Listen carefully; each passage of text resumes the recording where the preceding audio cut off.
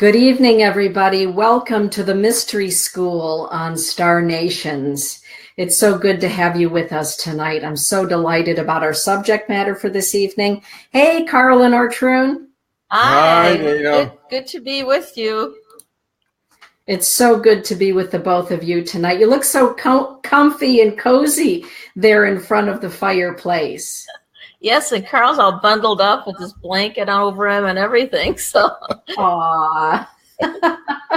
Well, tonight we're going to have a great time here at the Mystery School and talk about something actually that was left over from last week. A wonderful question, great subject matter, and I'm wondering, Ortrun, if you could just take us through maybe 60 seconds of some centering breath work to get us ready for where we're going to go tonight at the Mystery School. Yes, okay. So let's just take a moment and allow yourself to become still. And as you are settling in to this time, our time together this evening,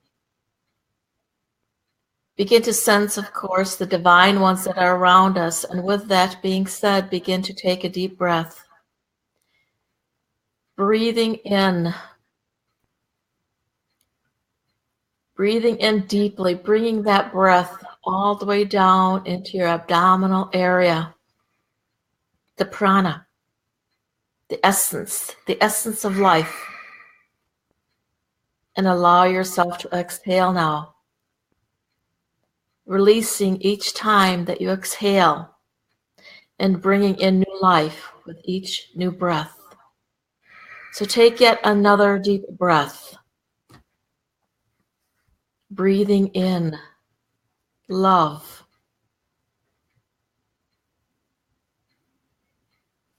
And as you exhale, you focus upon your next breath. Breathing in light. Breathing in light. And as you continue to take these deep breaths, sense that presence as we are all being surrounded by our essence of light, love, peace, and joy. We join together, continue to breathe, breathing more naturally now. Joining together in oneness and opening ourselves up to allow the energies to come in from the center of all of creation. Breathe in the divine essence of the heavens. And exhale and allow yourself now to breathe in the essence of our sacred planet Earth. Breathe it in. And sense how, as you are breathing in this essence of the sacred Earth, it meets with the divine essence of the heavens. For with every breath, you are connecting heaven and earth, creating heaven and earth within yourself. With every breath that you take. And allow yourself now to expand and enfold all those that are present here with us as we become one in harmony and unity and open to receive that which the divine desires to share with us. And for this, we are truly grateful and thankful. And so it is, for we are one. We are one. That was beautiful, Ortrun. Thank you. Thank you. Dear. And for those of you that happen to be watching tonight, hey, Rob, It's good to see you there in the chat room. If you would do us the great favor of liking and sharing this, that would be fantastic. Last month, when we were together, the three of us, Julie Hedges asked the question, and it came up last night on my show, Balancing Heaven and Earth, and it seems to be coming up in sessions that I am having with my clients. It's about this time that we're living in right now on Grandmother Earth. It's very tumultuous. It's very testing of us, right? It's testing us right down to the core of who we are. Just earlier this evening, Sandra Herrick called me and said, something is going on, and really the masks are dropping off, and we are being rendered right down to our bones right now. Anything that we have not dealt with, anything that we have not healed, I talked about it last night. It's coming up for review right now. How do the both of you describe this time that we're living in right now on Grandmother? Chaotic. It's a time of extraordinarily rapid change. Rapid change always creates stress. And we're feeling it in our physical bodies because our physical bodies are trying to keep up with the rise of the earth in its consciousness. And right now, the earth is ahead of most of us. So in order to catch up with it, we need to raise our consciousness. And I have to say the light workers, in my experience, are doing a good job, but the general population is not. And this results in what we call the Ascension symptoms. And I find that they are unique to each person. Many of them have the same ones, but none of them will have the same combination of symptoms. And it seems like for most people, it's not just a single thing. It's numerous things. And I want to throw out what I think is a big part of the solution. If you focus on what's wrong with your body, those thoughts are going to accentuate it and make it more intense. Rather, I want you to focus on seeing your body overcoming that and being pain-free, being comfortable. And whatever organ or part of the body it is, fill it with light and love and ask the divas that work with that part of your body to raise the frequency of it. And you can help by opening yourself up. There is high frequency energy coming to us from literally every single direction.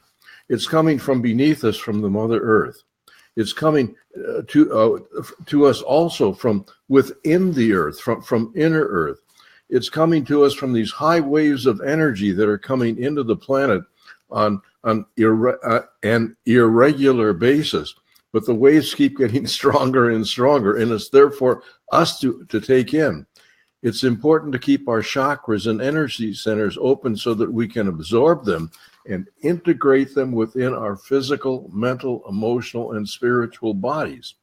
It's coming from our higher dimensional space, brothers and sisters.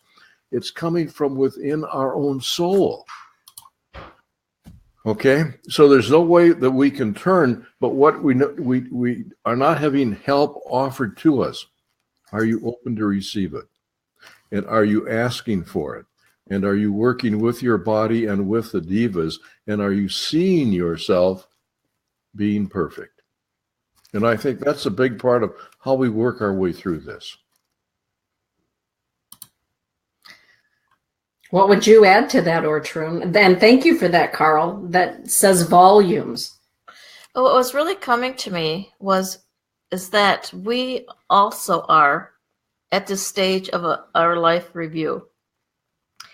And in the mystery schools, you go through the initiatory processes, and we've talked about this before, not maybe on the show, but as far as like in the Great Pyramid, then you line the sarcophagus, and the masters would be with you, and they would then put the top of the lid of the sarcophagus upon you, because you're more in this meditative state, and there you would have your life review. And because the energy of the planet is being so much uplifted, and we are moving so much into that higher level of awareness and consciousness, all of us, I believe, are going through life review. And with this life review, I believe also we're seeing the things that we ourselves have to continue to work upon. So that's why the different areas that are coming up for us that are challenging and are bringing us those ascension symptoms, I believe that's really part of what we still have to look at within ourselves, because there are still remnants that are hanging around. And also, and I never want to have you forget that whatever you do for yourself, you are also doing for the planet. That's right. And as you are assisting the planet, because of many of us being empaths, we can feel those energies that the people are experiencing on the planet. And so we may have just a little fraction of something to work on, but when we're working on that, we're also starting to help those around us uplift that pattern, that energy pattern. And then we do have those different symptoms. And they can be as minor as, achy body, it can be the sniffles, it can be, but then it can be more extreme, depending on what it is that you are, seems to be your Achilles heel, because we all have something that's our Achilles heel. And so, but recognize that we have come here to make the commitment to not only do it for ourselves, but also to assist in others being able to get over that hump so they can also continue on that journey of ascension. So truly, when these occur, and some of them are quite serious, do you mind my sharing what we had happen to us over the last couple of weeks? No. Well, so about a week and a half ago, Carl started out with a cold, and he has a pattern, and he tends to go into that pattern of where it goes right into his chest. So that's an area that's one of his Achilles heels. And so, but as he is working with, like he said, the positivity of it, the more that he can also assist people that have those kind of symptoms, because he can help transmute that energy vibration that's carried with that. But Dana, I want to move ahead here. Do you know what the end result of all of these symptoms are going to be? No, let's talk about that, because I know that it's hopeful. Instead of having bodies made out of carbon, we're going to have bodies made out of silicon crystal. And you can't make that transition without tremendous amounts of adjustment, because this is the very essence of our everything here is carbon based in our body, and anything living in the world is carbon based. And we're going through that transition. And I have to assume that all life forms are going through that transition too. And that to be fully in the fifth dimension, we need to be crystalline based. And crystal is made out of silicon. So, but that's what we're, the result of, quote, our suffering and our pain. Right. Well, Meg Anutto is tuned in. Hey, Meg. Hi, everybody. Tracy, it's good to see you here too. And so she's making the comment, Meg and Rochelle both, that right now it seems that everything is exaggerated, from emotional problems, mental problems, spiritual problems, physical problems. Everything right now is exaggerated. And last night, Julie pointed out during my show about, Saturn is hanging out right now with all of us. So for those that are not dealing with their stuff, Saturn is saying, wait a minute, you don't have a choice anymore. You need to deal with your stuff. You need to go into that dark tunnel. You need to go into that corridor. And guess what? Nobody can do it for you. This is yours. Exactly. You're working on it, or you're not. Right. And what happens when people choose not? to work on their stuff at this time, because we're really all of us being called to do so. I believe it'll get more intense. Mm-hmm. Now, the thing is, yes, it's intense at this point, but never in the history of humanity, so far as we know, have there ever been so many aids available to us. Yeah. Well, I think that, as Carl said, it's going to become more intense. And there will be a point in time, as the one that is addicted, he's had the ones that have addiction, they end up bottoming out, they call it. Mm-hmm. And then once they bottom out, there's really that choice of, okay, I'm done. I'm going to start moving up. And I'm absolutely floored that you just said that, because Sandy Herrick and I were chatting tonight for a good long while about exactly what you just said, addictions. Mm-hmm. Some people are addicted to their drama. Some people are addicted to their emotional, whatever it happens to be, roller coaster. Some people are addicted to substances, addicted to sex, to gambling, to spending money, addicted to a whole lot of things.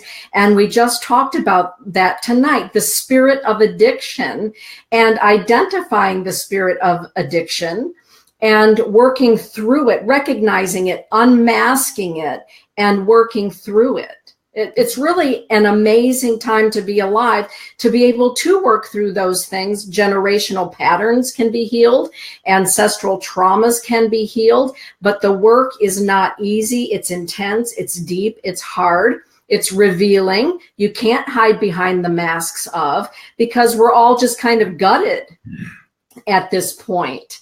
And I do agree that it becomes even more intense, and the vice really does tighten up when people aren't willing to take an honest look. I mean, people can take a cursory look, but to take an honest look at whatever the addiction happens to be and the spirit of addictions. A lot of people may not be aware that addictions, actually, there is a spirit of and entities attached to. And when it comes to all of that kind of a thing, you two are two of the most well-versed people on the planet with regard to the spirit of addiction and the entity of that. Would you talk about that for just a moment? Yes. Addictions are one of the most powerful tools that the dark forces have to keep us from evolving and growing. Addictions and fear are their two basic elements. And Julie mentioned something earlier here. She said, how about emotional items? Yeah.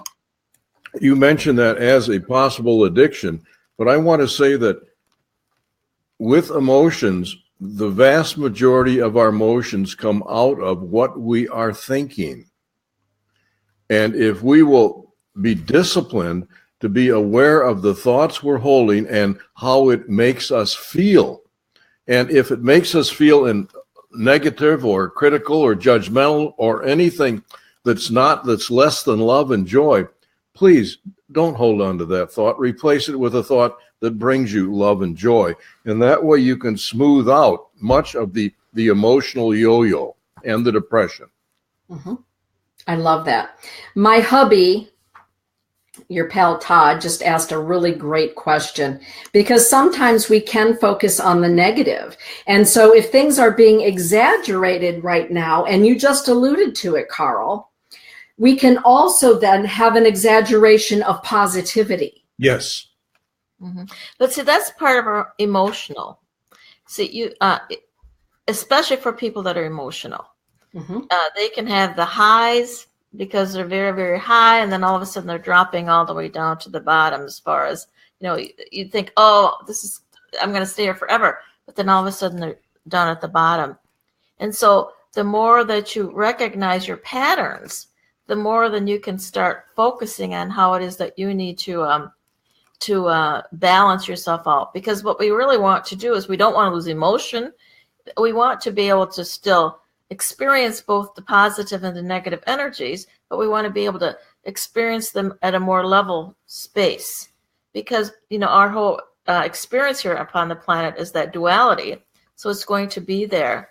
So to learn how to bring those emotions into more of a balanced pattern is a very, very good thing to do.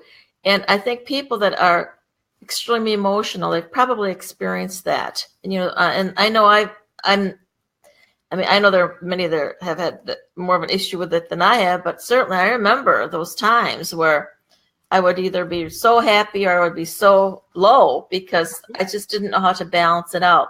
And so how do you balance it out? Well, of course, I always believe that the way that you balance it out is by going within. And as you said, it's hard because there's all kinds of discipline that takes place. So the first thing you have to do is decide, I'm going to be disciplined. I'm going to work on this for myself. But I think many times that doesn't happen until you actually bottom out in different arenas. Then you make that decision, okay, I'm done. I'm coming back up. It's the dark night of the soul. I'm coming back up out of this. And, you walk back out of that, not in a different direction, but you're coming back through the same thing that dropped you down.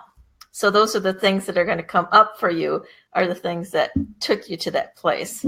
Now, to be able to get through those, work with your masters and your guides and your angels. That's why anytime I start any meditation or we start off our day or we go to sleep at night, we ask that our masters and our guides and angels and loved ones, anyone that's working with us, that they be with us, and then start looking at what it is that is your particular issue. So, and then start using breathing techniques or visualization techniques, or there's or music. You can use music, sound. You can use toning, and so that you can start breathing through all the chakras and all of them starting to open, so that you can, as I mentioned in that little bit of an opening that I did, creating that heaven on earth, because that's really what it's all about right now, is for us to create heaven on earth. And so everything's been shaken out of us. And that's why everything's so exaggerated out in the world right now, too, is because, hey, look, we're seeing all this out here, but hey, have we looked at ourselves? What's still left over within us? And again, as I mentioned, it's a twofold thing. You're helping yourself, you're helping the planet. And I believe that once you see what your purpose is within yourself, you'll also see what that purpose is that you are carrying out for the planet. Yeah. Beautifully. Rob, I want to comment on your statement there. It's my feeling that we either, to a fair extent, control our emotions, or we let our emotions control us. And I do believe for most of us, that's our choice. Well, we always have a choice, right, Carl? I would say mostly it's our choice. Sometimes there are extenuating circumstances like mental illness that may be somewhat beyond our choice. But yet, on the other hand, even mental illness is something that someone may have chosen as their path, of overcoming and That's to learning correct. to grow from and understanding, because how it is that they are able to learn to cope with that particular issue, that also in turn, again, is putting another little bit of that light, a vibration, an energy vibration into the planet to help uplift all of us. Dana, what are your thoughts? You're awful quiet tonight. Well, I'm just listening. I love the fact that I get to do this show, because normally when you had your other show, I just called in all the time to ask questions. So this way, here we all are, and I get to listen to what you're talking about. But I agree with all of the above. And, so people will say, so, all right, we're going through this, what we are terming on this show anyway, the Ascension Process. And we're not talking about the Easter Ascension or any of that. So if some of you are wondering, are we alluding to that? We're not. We're talking metaphorically here. We're talking about the elevation of who we are. And as both Carl and Ortrun have said, ultimately, the elevation of all of life here on Grandmother Earth, or the realization that we are all related, and that, what we do to ourselves, the whole spiel about that. And I would say that this is really also a time where we are being asked about who are we and who are we presenting to the world? Who are we presenting to the world? Are we self-realizing our potential or the potential that society or relatives or what have you has put upon us? Are we being authentic? This is a time of being completely and utterly, I believe anyway, authentic, because I believe that's the only way that we can fully realize and shine our light on this earth plane. And it does come right down to the ceremonies. You know, the three of us have been blessed with having gone to Egypt and experiencing the temples, experiencing the ceremonies, experiencing the star nations as the ancient Egyptians understood them. And even beyond that, the Atlanteans, we've been graced by having those experiences. And so I have to believe that as we cut away the crap, because that's really what we're talking about right now, cutting away the crap and getting down to the business of who we are and what's really important. What's really important to us, to all of us together. And I think, for me anyway, we're being asked the question, isn't it true that your neighbor is as important as you are? Isn't it true that Mother Nature is as important as you are and as beloved? You know, John Davis has always used this phrase, and I've adopted it for myself because I really like it. All children are our children. And I think that I extrapolate that into all of the expressions of Creator are our children and are under our care. Definitely. And I think we're in that time. And so if those babies come from Syria, they come from Lebanon, they come from Egypt, they come from Ireland, wherever they come from, isn't it true that we're responsible, not responsible for one another? I'm not saying that, but aren't we all citizens of the matrix? Does that make sense? It does to me, because to me, there's only one thing that exists throughout the universe, and that is the consciousness of the Creator. And our soul is a pixel or a part of that divine consciousness. And everything in the universe is a pixel of the divine consciousness of the Creator. There is only one.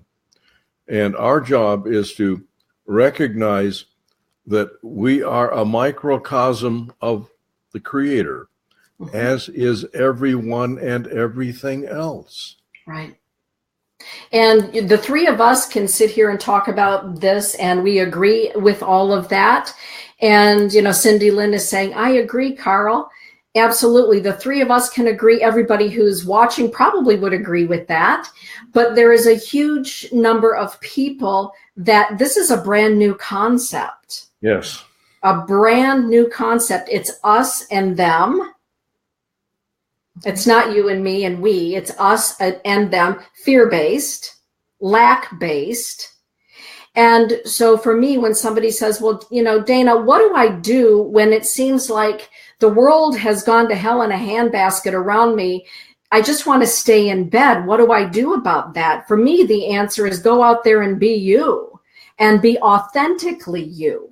And turn off the news. And well, yeah, let's not watch all that news all the time. Let's not feed into that, but get out there and just be you. It's not a magic potion. We don't have to be in the king's chamber of the Great Pyramid in high ceremony, which we've all done, to just go out there and be who we truly are and work on our own stuff so that we can then shine brighter and walk more lovingly in this world. What would you add to that? Or am I just being a Pollyanna about all of this?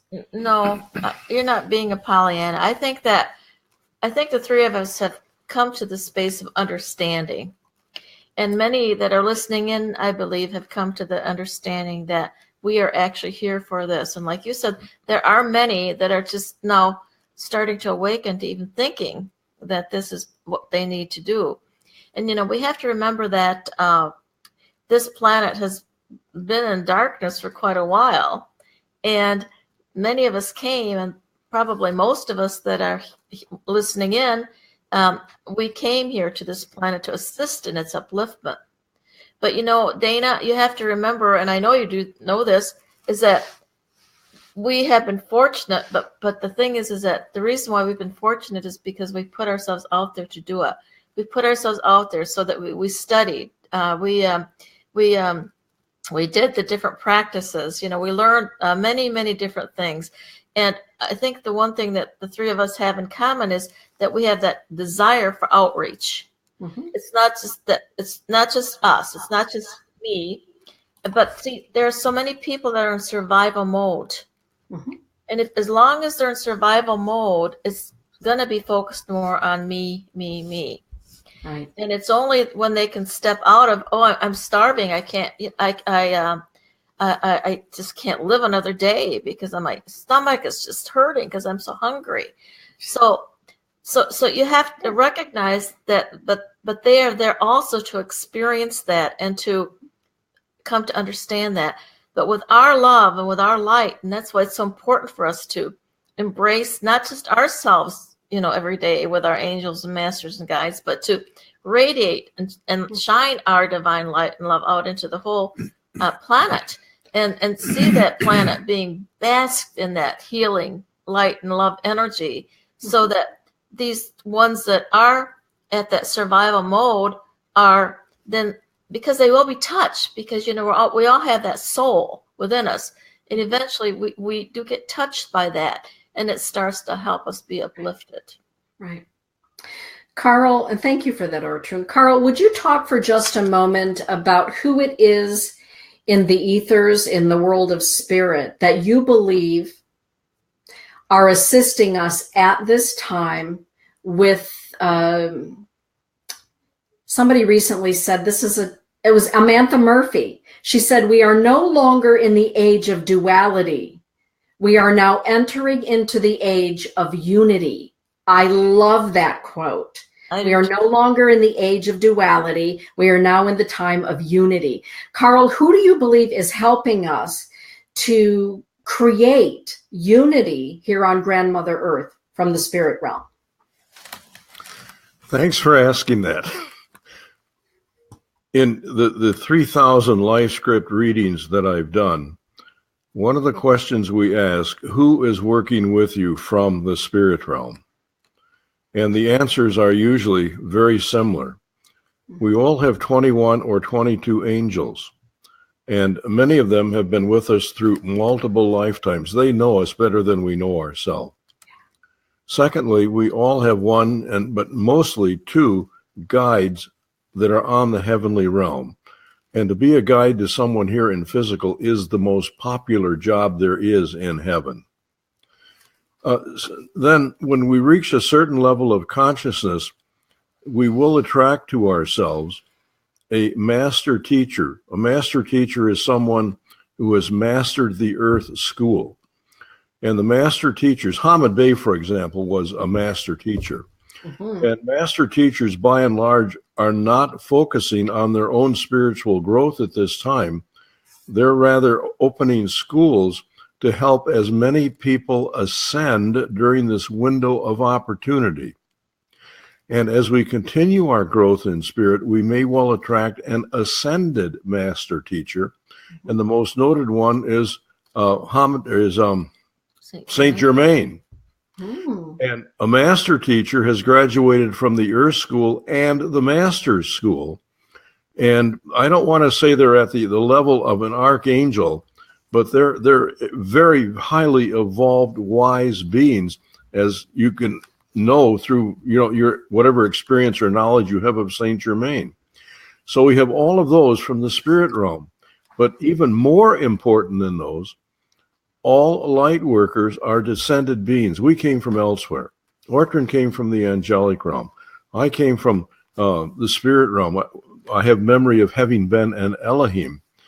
And when we came down, our soul had to divide itself many times. And we have all of these higher aspects of our soul overlighting, guiding, and just standing ready, waiting to be asked for our help.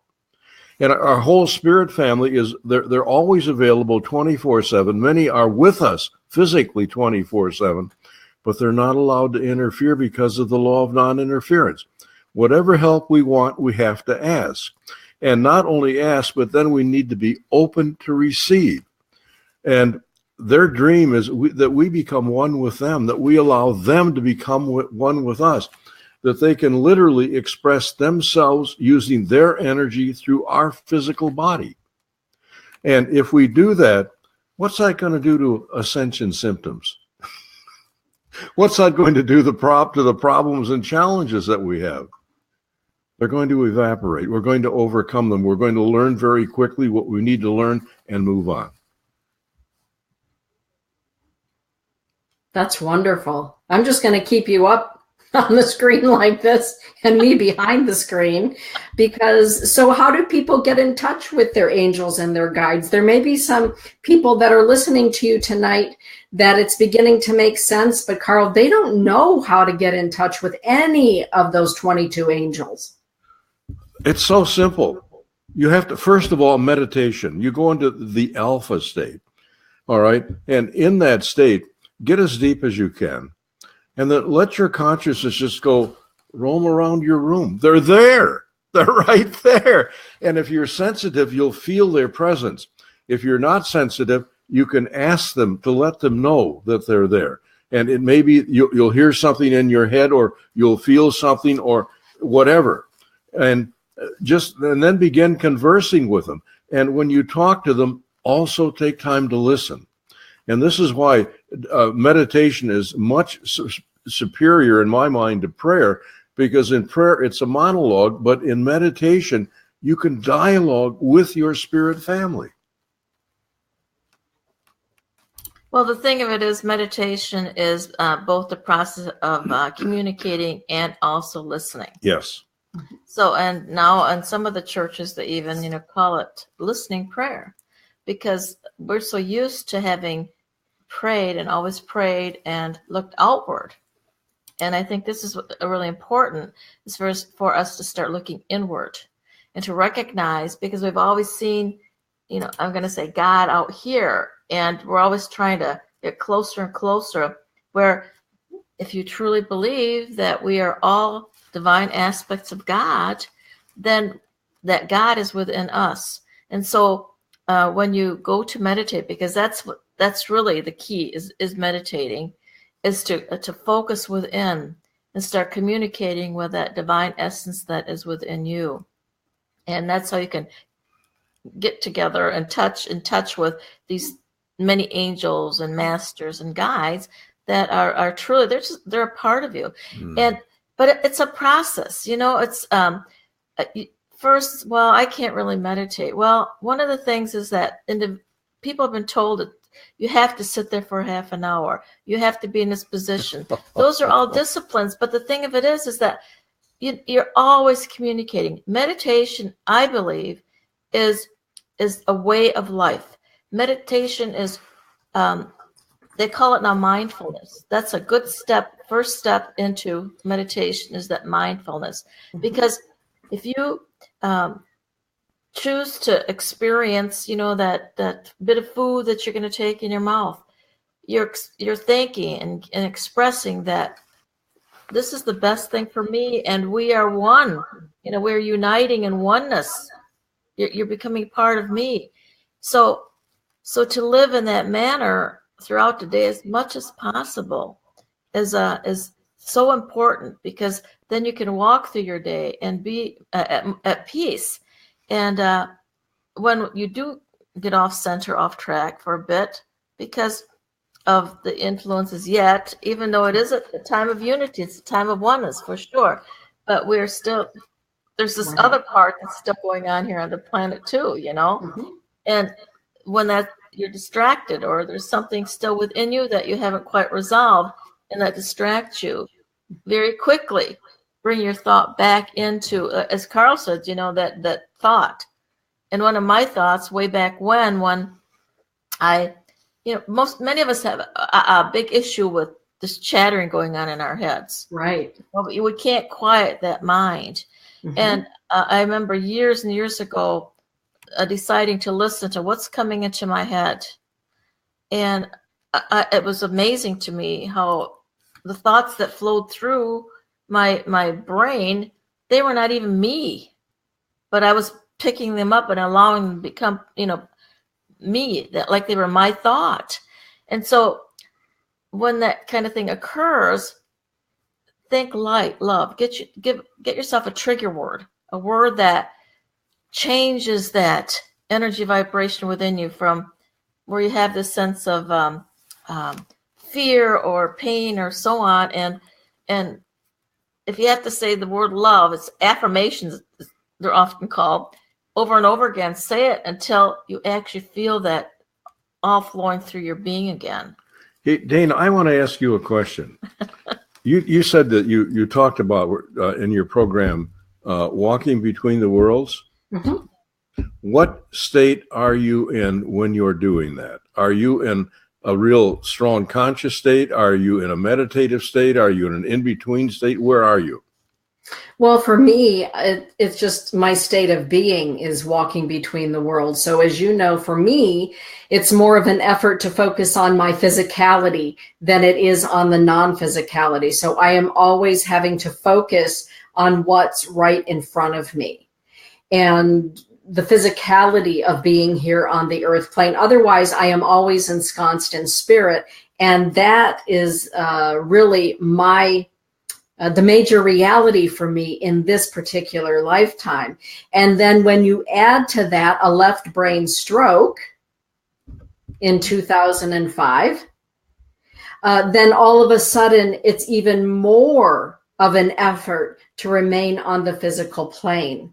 Yep. And so, when we walk between the worlds, you both walk between the worlds, I walk between the worlds, we have an idea of seeing things from a perspective that maybe others don't have with regard to what's going on right now. Our indigenous elders walk between the worlds, and they would say this is the time of Mitakuye-Oyasin, of we're all related, of unity, of the return of the sacred and ancient teachings. Yes. Which really were, I believe, sacred and ancient teachings about the fact that we all are stardust that coagulated and came here to, as you say, Carl, the outpost, Grandmother Earth, to light her up. Yep. And for so many centuries, all of those ancient indigenous teachings of all people, not just Native America, but all people, were underground. They went away. And now in the past few decades, they're beginning to resurface. Yes. And now they are right here. Believe it or not. Believe it or not, here they are. See, for me, and I spend a fair portion, I believe, each day of walking between the worlds, which means instead of my brain waves at the 20-22 per second, I'm somewhere down around 13, 14, 15, which is the cusp between working out of the conscious mind and working in the alpha state, out of the conscious and subconscious. So it's easy to slip into the alpha state while still being consciously aware. Absolutely. But when necessary, then moving it back into the conscious state where you're working only out of the conscious mind. Right. So in that state, I feel that I'm literally walking between the two worlds, one foot in the spirit world and one foot in the physical world. Yes, I believe that people who are working their way through Alzheimer's, dementia, I believe that these are also experiences people have of walking between the worlds. I also believe that happens to people who have their pituitary or their pineal blown open by doing organic hallucinogens, whether it's peyote, ayahuasca, all of those, LSD, all of those kind of things. There's a spontaneous blowing open of the third eye, of the third chakra, and it puts us into states for some people that renders them rather helpless in the physical world because they weren't groomed or they weren't born to walk in both worlds to the extent that we do. Rob asked a question just a little bit back about going into the theta state. How do you feel about that with regard to communing with our spiritual guides? It's beyond my experience. I don't feel qualified to answer that. Okay. My experience in the theta state, I would say that out-of-body experiences would be the theta state. And I've only had a couple of those experiences, and they've been spontaneous. I have not done it intentionally. No, I describe Carl's my relationship as him being that balloon up there in the sky, and I'm hanging on to that string and trying to keep his feet on the ground. So as far as him walking between the two worlds in a balanced manner, I'm not so sure that he does that unless he really has to focus on, he'd prefer to be up there. So, and luckily he's got me to keep grounding him and bringing him back. But meditation is that what he's speaking about with that, I say it's a way of life. And it's because of the brainwave pattern that he was speaking of, is that we can go through our day in that state of a light meditation, and so when you start your day, if you take a few deep breaths and you feel that essence of love and peace in your heart, then you're dropping into that brainwave pattern that Carl was speaking of, and then bring yourself up just a little bit so you're always tuned in. Mm-hmm. So that way you're always walking between the two worlds. Mm-hmm. Margaret, I would say yes to your question. I love this question. Thank you, Meg. I have to just repeat it right out loud. Please do you feel the ancestors, like the Essenes, etc., are etherically increased their presence here to assist us more than ever before, now than ever before in the history of Earth? Yes. And as three of us going through Coptic training and being Coptic ministers, yes, we love the subject of the Essenes. Right, because the Essenes are part of that heritage of the Coptics. So there's that step before Coptics, which moved into Coptics. Copts, which is Egyptian for Egyptian Christians. But so the teachings, the mystery school teachings, came into the Christian aspects, before they were sort of forgotten, but they're still in there. If you Absolutely. Look, if you look, they're there. They're there in the Christian teachings. They were brought forward, and of course, being raised Catholic, you and I we were exposed to what seemed like quite a bit of mysticism. There's symbologies and mysticisms, and that's where those stories are. Mm-hmm. But that's it, and that's what the mystery schools are good for.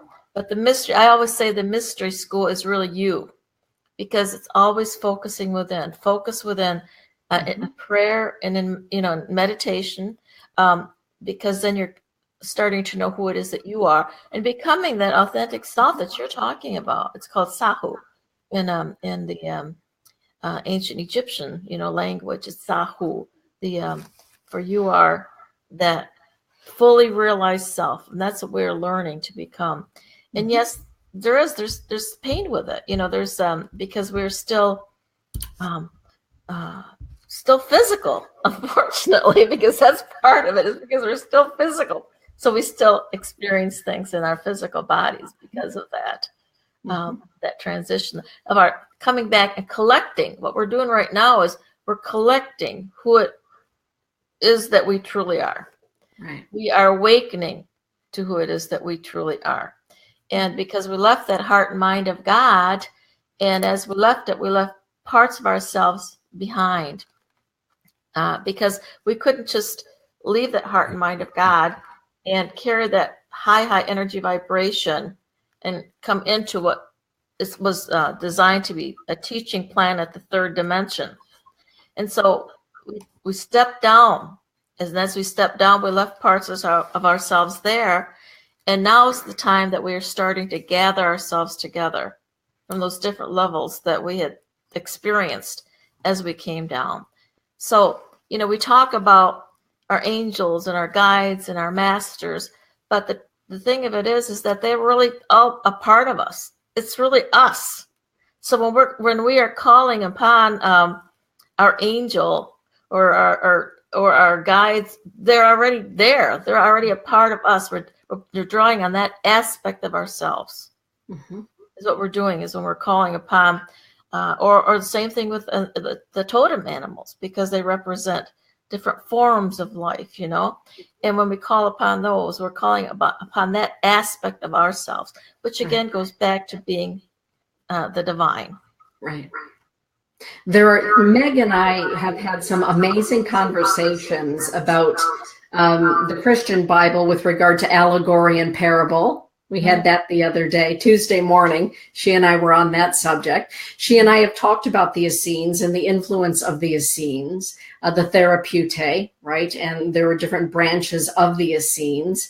But isn't it marvelous that we're living in a time where we can get a copy of the Gospel of Mary Magdalene, the Gospel of Philip, and all of these magnificent pieces that were left out, the Council of Nicaea and all of those sorts of things that happened back in the day. But with the return of and the introduction of Aquarius, all of a sudden part of the antiquity that I believe is rising out of the sands of time are these magnificent accounts, spiritual, mystical allegories, parables about who we truly are, who Grandmother Earth truly is, the nature of all things, and ascending into that knowledge. I believe that knowledge becomes our wisdom when we walk with that knowledge and we experience what it is that we are learning. So if we could talk for just a moment about why it is that here on the earth plane we could learn about something. And say, for instance, we're talking about tonight the Essenes. We're talking about the ancestors, ancestral wisdom, the mystery schools. And we're also talking about, most importantly, inner work. Mm-hmm. And all of a sudden, perhaps tomorrow or the day after, somebody who's watching this show may all of a sudden be exposed to a situation, a thought, a memory, that asks them to do the inner work. Why is it that in our humanness, our knowledge is also then asked to be applied to our daily life? Why do we have to go through that stuff? Why can't we just read it? I think a lot of that's coming out of past life and out of memory. And to read it would be like being a spectator in a football game versus being a player on the field. Mm-hmm. Right. And truly to understand. You see, if we don't experience anything, we don't really understand. Mm-hmm. I believe for myself that because I experience many, many things upon the planet, that's what allows me to be a good counselor, because I understand it. If you never experience anything that's here on the planet, how can you truly help and assist others? Mm-hmm. It's like, oh yeah, you read a book, but it didn't really, it might have, because, some people can read and they can feel all that emotion, and they can learn, and we do learn from books, certainly. Right. I mean, that's the way we've learned for years. But the thing of it is that having the physical experiences and then being able to bring ourselves through those times, that's what allows us to then understand and be more embracing of others. Mm-hmm. If we've never experienced anything, it's really hard to embrace and look at someone and say, mm-hmm. Why are they having, what's wrong with them? Why can't they get through this? Well, but if you've experienced it, you know how it's a step-by-step process, and how, you're moving through one little piece of it at a time, that you're spiraling up. We walk this path and you're spiraling up, and we're looking at every aspect, every angle of whatever that issue is. And then all of a sudden there it is. We've gotten it, because now we understand all the different parts of it, of the puzzle. Mm-hmm.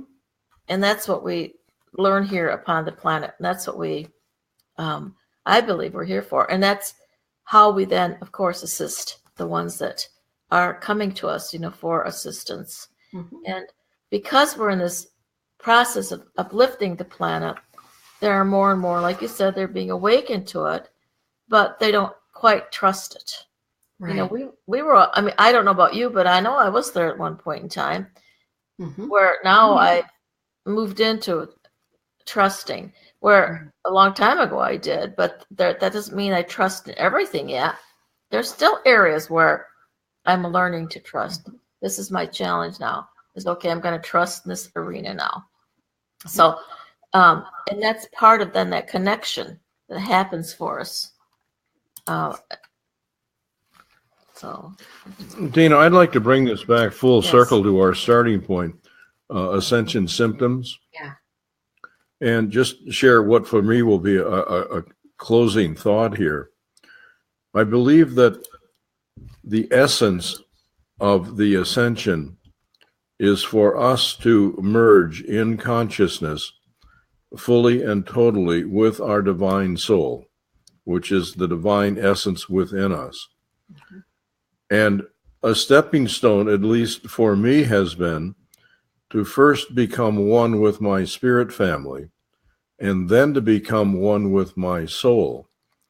And I believe as we come closer to accomplishing that and then fully accomplish it, we will be vibrating at a frequency above the pain that our physical body can experience. So we'll be beyond the ascension symptoms because we will have attained the ascension. How does that resonate with you? I think that's superb. I really like that. I often say the same thing. I just use a different terminology, and that is that we are to integrate with our solar angelic self. And oftentimes I use the tale of the prophet Enoch, who in Genesis was walking with the Lord, or the law, as we are taught in Coptic, that Enoch is walking with the law of balance, walking in balance. And all of a sudden in Genesis, it says that Enoch was walking with the law, or the Lord, and then he was not. And the question is, well, where did Enoch go? And when we dig further into the ancient teachings, we find out that the prophet Enoch, walking in balance with the law of harmony, of we are all one, all of those good things, all of a sudden ascends into his solar angelic self. And we now know Enoch as the archangel Metatron. And there are other teachings that come out of the book of Enoch and, of course, the Old Testament with regard to this transformation that you're talking about. But none of that can happen without visiting the inner world, the inner castle. Yes. right. Mm-hmm. That's What where are it your takes thoughts, place. Ortrun? Right. Well, I just want to say, and this is the time of year for us to truly be doing this, because this is the time of the year that we are into the darker nights, and that's all representative of what it is that we are doing, is to go within. It's going into that darkness and meeting, with that that moon energy, the divine energies of connection within, because the masters, they all went into their places, of darkness, whether it was into their dark cave or 40 days in the wilderness, all those different things. That's all that going within and starting to look at yourself and starting to see, what it is that you are all about, and what is it that, even Jesus, when he was walking the way of the cross, he God, why have you forsaken me? He had his times because he was also human, right? And so we also are human, but we get ourselves back into that inner essence and connect. And then we get that, we're recharged. By going within, we get recharged. And then we come back and bring it into the outer world again. That world that we see as the light, daylight or night or day. So we're going through that process every single day to begin with, and we're given that example every single day. And of course, we're seeing that also with the seasons now, and it is the sacred time right now. 1 minute. Mm-hmm. And that's what it said, that the Trinity, the Divine Trinity, is actually starts on November 11th through January 11th. So this is where that Trinity is formed. And 11, of course, is very much a master number. It's a Christed number, because this is the time to truly focus on that divine Christ that dwells within each and every one of us. And there's never been a time when we've had more help to do that. Mhm. And I do believe we can attain more growth in this lifetime. In fact, in whatever time we might have left, than we could probably in 20 other lifetimes combined. Right. Great opportunity. Yes. Hi, Kelly. Thank you. I'd like to thank everyone who tuned in tonight. And Julie Hedges, thank you for being the inspiration for the topic of this evening's show, the Ascension Symptoms. And I'd like to thank each and every one of you for shining your light the way that you do, for doing your work, for visiting your interior castle, and remembering that even when we are in the Garden at Gethsemane, we are never, ever, ever alone. That's ever right. alone. And so it is. That's And right. so it is. Blessings be, everyone. Until Blessings, next month. everyone. Yes. We love Happy you. Thanksgiving. Yes. Have a beautiful Thanksgiving. Good night, everyone. Good night.